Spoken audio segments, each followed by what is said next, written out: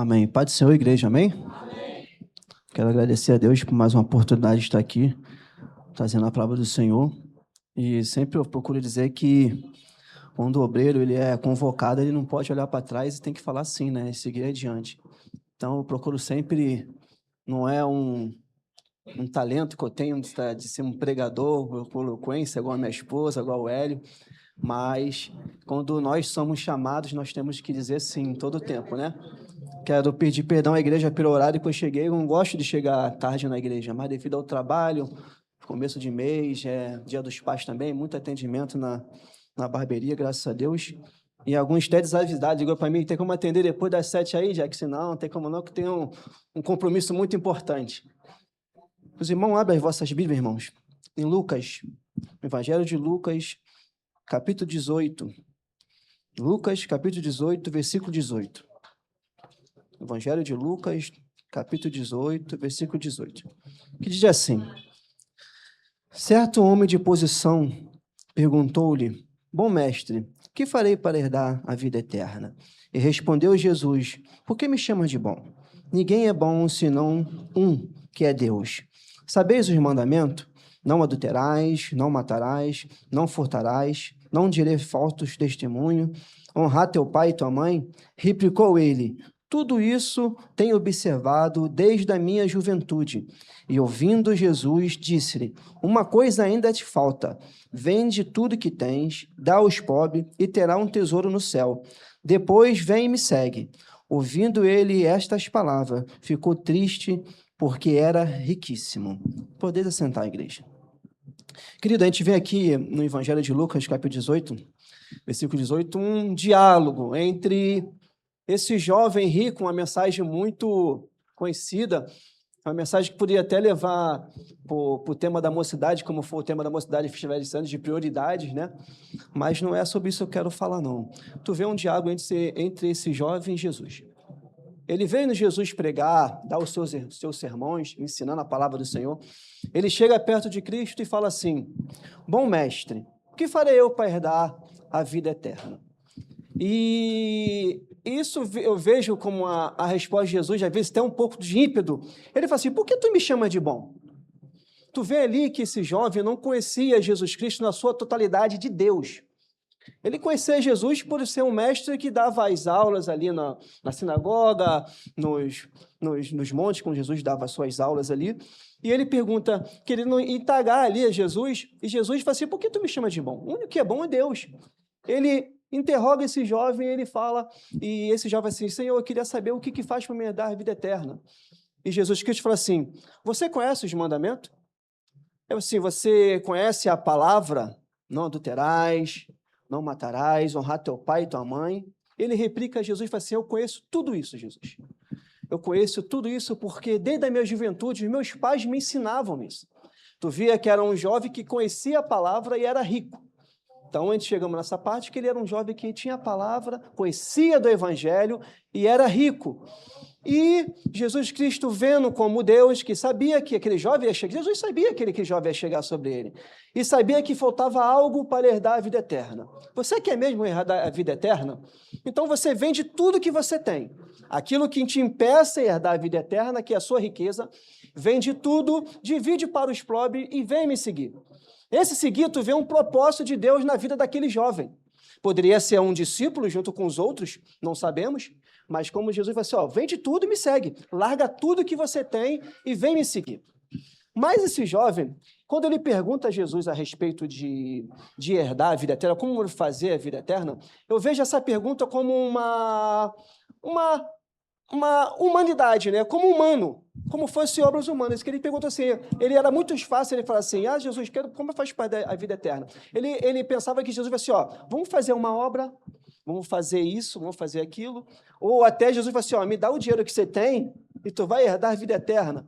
Mas ele fica muito triste porque Jesus fala assim, ó, larga tudo que você tem, aquilo que te impeça de herdar a vida eterna, você larga tudo e vem e me segue. Ele diz a palavra do Senhor que ele ficou muito triste. E em Marcos, ainda fala mais, que ele foi e saiu. Não respondeu Jesus e foi de cabeça baixa, assim, tipo assim, eu não quero largar o que eu tenho. Queridos, eu serei muito sucinto nas minhas palavras. Desse texto aqui, eu tirei 4 erros que nós cristãos e até esse jovem comete ao caminhar com Jesus. Um dos principais erros aqui que eu vejo aqui, que ele pensa que a salvação como fosse conquistada através de obras, através de feitos. E não é assim que as coisas acontecem. Nós sabemos muito bem que a salvação ela é dada como a graça do Senhor sobre a nossa vida. É um presente imerecido sobre a nossa vida. Jesus morreu na cruz e nos deu a salvação. Não seria por obra. Se a gente fosse pensar assim dessa forma, aqui na segunda-feira nós fazemos ação social aqui na igreja, de manhã até a tarde, até a noite. Então, se fosse assim dessa forma, todas essas irmãs que vêm aqui se dispuseram de sair da tua casa, de fazer a obra do Senhor, já estavam salvas. E as coisas não são assim. Deus requer mais de nós. Deus requeria mais daquele jovem. Deus queria que aquele jovem se apegasse das coisas materiais, que tinha mais valor para ele. Ele tinha a riqueza como mais valor do que Deus. Mas não é isso. Às vezes, não é só a gente vir para a igreja, eu ali tocar o contrabaixo, ou lavar um banheiro, ou arrumar a igreja, que nós vamos ter a salvação. E esse jovem tinha esse pensamento. Esse jovem tinha esse pensamento de quê? De fazer a obra. Me fala, Jesus, me fala o que eu faço. Eu já conheço da palavra. Me fala o que eu faço para ter a vida eterna, porque eu já conheço a palavra eu já sei. Mas me explica como eu faço para me herdar essa vida eterna. E Jesus vai de frente dele e sabendo o que passa no seu coração. E muitas vezes, queridos, acontece isso com as nossas vidas. Às vezes estamos na igreja, agora eu, ano que vem, vou fazer 40 anos nessa igreja. De quantas coisas eu fiz aqui, ajudei a bater a laje da igreja, ajudei a pintar, às vezes eu ali arrumando o instrumento, às vezes um culto ar livre, eu levar as caixas, já estou salvo. Não é dessa forma. Se fosse dessa forma, nem o ladrão da cruz seria salvo, porque ele chega para Deus, para Jesus Cristo, lembra-se de mim quando ele está no paraíso, assim, hoje mesmo, tu estarás comigo no paraíso. Um quebrantamento de coração, sinceridade, que aquele homem teve para com Jesus naquele momento, ele foi salvo. Ele fez alguma obra? Não fez obra alguma. Ele deu dízimo, oferta? Ele ajudou no templo? Não fez. Então, Jesus quer que nós entendamos que a salvação não é pelo aquilo que nós fazemos. Que às vezes nós estamos num grau, eu sou diácono, eu sou presbítero, já estou salvo, cheguei na posição, vou sentar aqui agora, Deus já me salvou, já estou garantido. E às vezes, em muitas igrejas, não a nossa aqui, prega sobre isso, que não é uma palavra verdadeira, e não a vida é uma constância de libertação, de renúncia, de deixar para trás aquilo que nos impede estar com Deus. E isso que acontece conosco, querido. Às vezes, nós achamos que só a nossa posição nós vamos nos salvar. E esse jovem era a mesma coisa. Eu sou rico, eu tenho um poder, eu pago. Ele poderia, nesse momento, discutir isso com Jesus. Jesus, quer dizer, eu pago aí a minha salvação. Comprar um terreninho no céu. Há muitos anos atrás falava isso, né? 30 anos atrás, comprar um terreno no céu. E não é dessa forma. E a segunda, querido, ela é religiosidade. No versículo 21, diz assim: e replicou, ele disse, eu tenho observado tudo isso desde a minha juventude. Tu vê aqui, ele colocou a religião na frente de Jesus. O que seria a religiosidade hoje? Ele fala que ele conhece a palavra, mas Jesus queria mais, muito mais dele. E hoje acontece isso com a gente, querido. Não é só a gente ir para a igreja, não é só a gente orar todo dia. A gente está orando, estamos se consagrando ao Senhor. Temos que fazer isso. Mas às vezes colocamos a religião na frente. Colocamos a religião na frente, não é Jesus primeiro em lugar. Às vezes, esse jovem aqui, Deus queria mostrar para ele, Jesus queria mostrar para ele, que aquilo que ele sabia, tudo da palavra, não interessava se o coração dele não estava totalmente aberto para Deus. Ele conhecia a palavra, mas ele não conhecia o Deus que ele servia. Ele não conhecia o Deus da palavra.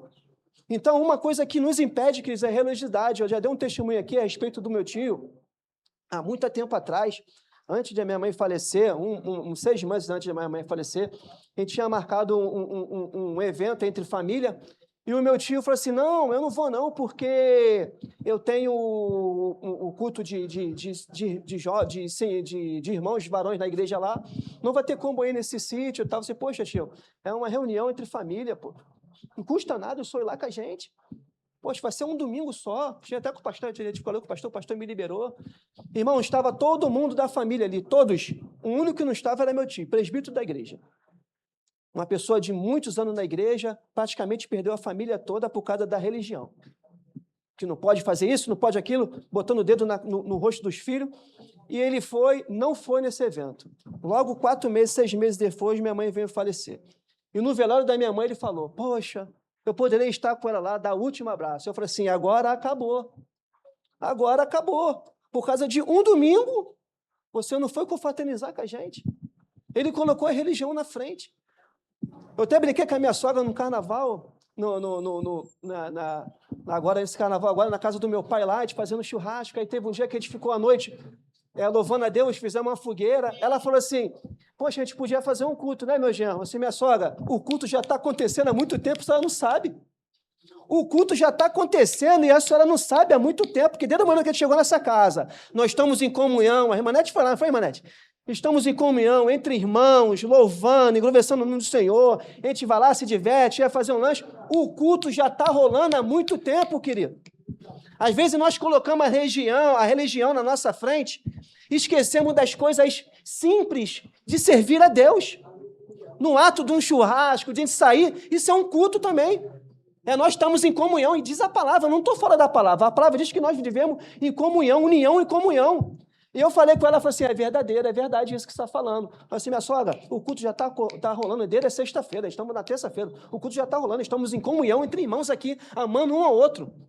Então, Jesus Cristo veio de frente ao coração desse jovem para tirar a religiosidade. Não é aquilo que ele sabe, não, eu sei de cor e salteado a palavra. Mas ele tinha algo que atrapalhava a vida dele com Deus.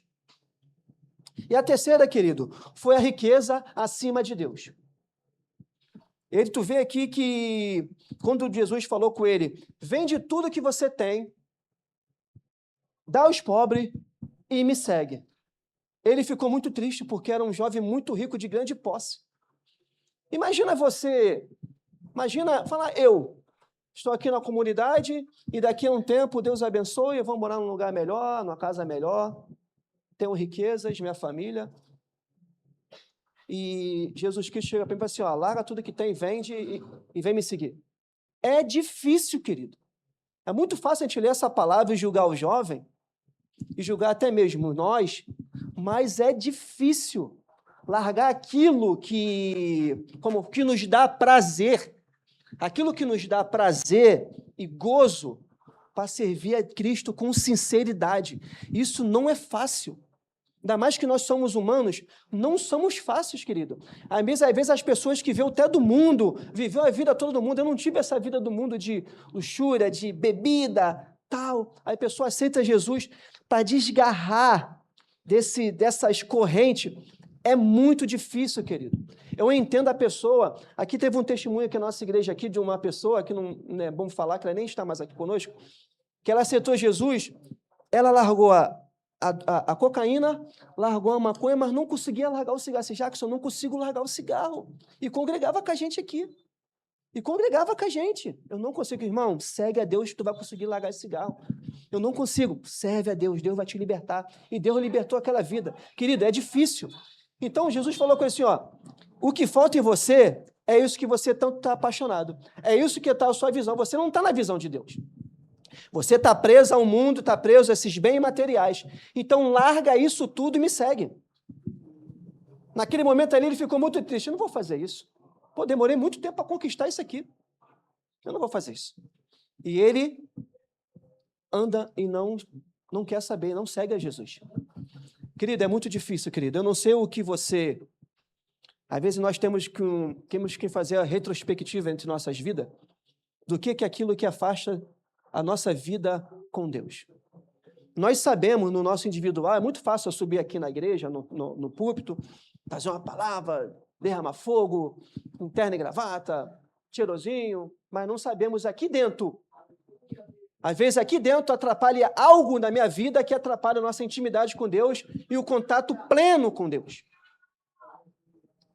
Às vezes nós temos que fazer a nossa retrospectiva, chegar em casa, Senhor, o que aqui dentro de mim atrapalha a minha comunhão contigo? Às vezes é coisa simples, querido.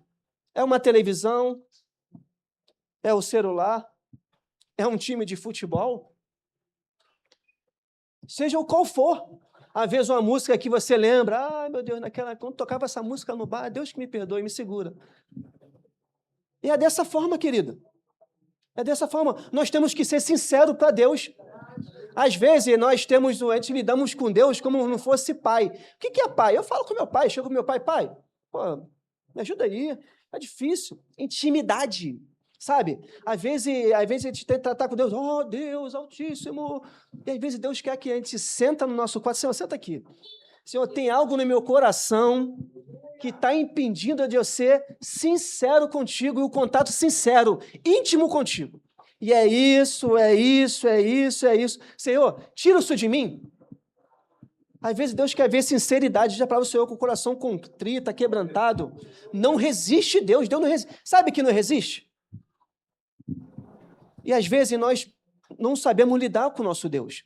Deus quer que nós se abrimos para Ele.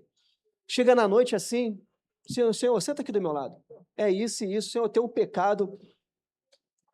Pô, Senhor, quando o Flamengo joga, eu não quero nem ir para a igreja, meu Deus. Nem quero ir para a igreja. Ser sincero a Deus, querido. Nós somos humanos, Deus vai nos entender. Às vezes não somos sinceros com Deus.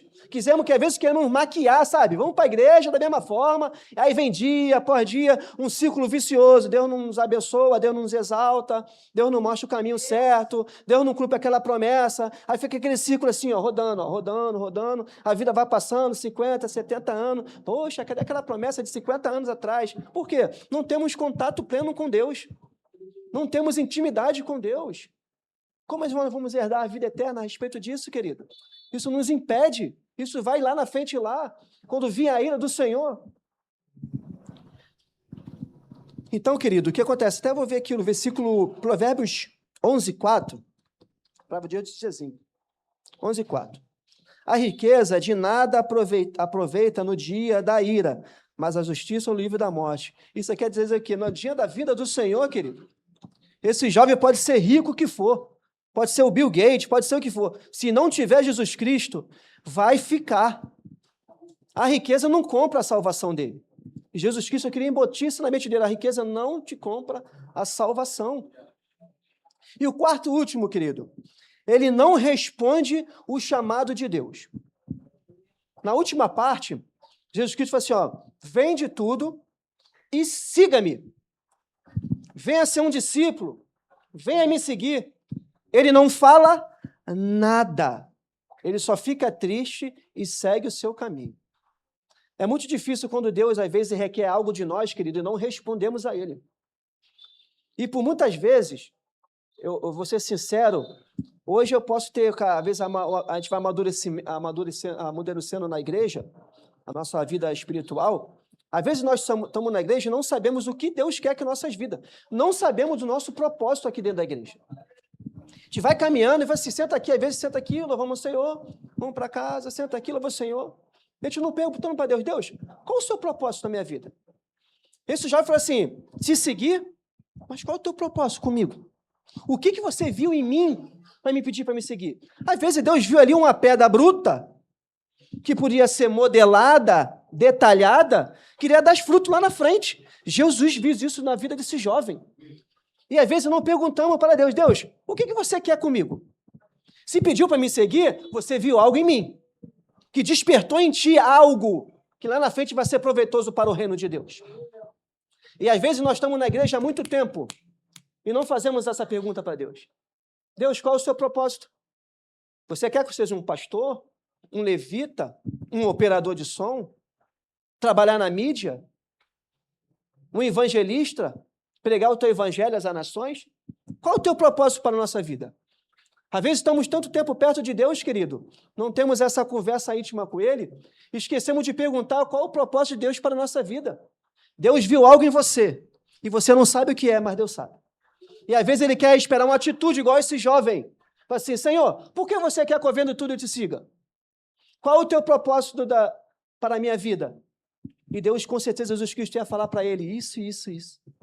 Tu vai ganhar nações, tu vai pregar. E por muitas vezes, nós não perguntamos a Deus sobre isso. E tem vamos pegar alguns exemplos aqui, de Noé.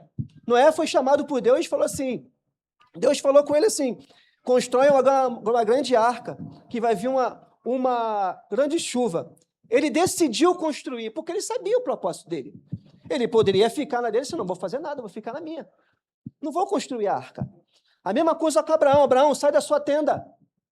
Caminha num lugar, nesse caminho aqui, larga a sua família. E diz a palavra do Senhor que pela fé caminhou Abraão sem saber para onde ia. A palavra diz isso, acho que não me engano é em Hebreus. Pela fé seguiu Abraão sem saber para onde ia, porque ele sabia que Deus tinha um propósito na vida dele. Pela fé ele seguiu. Querida, pela fé. Às vezes não sabia um propósito de Deus, às vezes estamos olhando um caminho assim, eu vou seguir para esse caminho, que é mesmo, Senhor?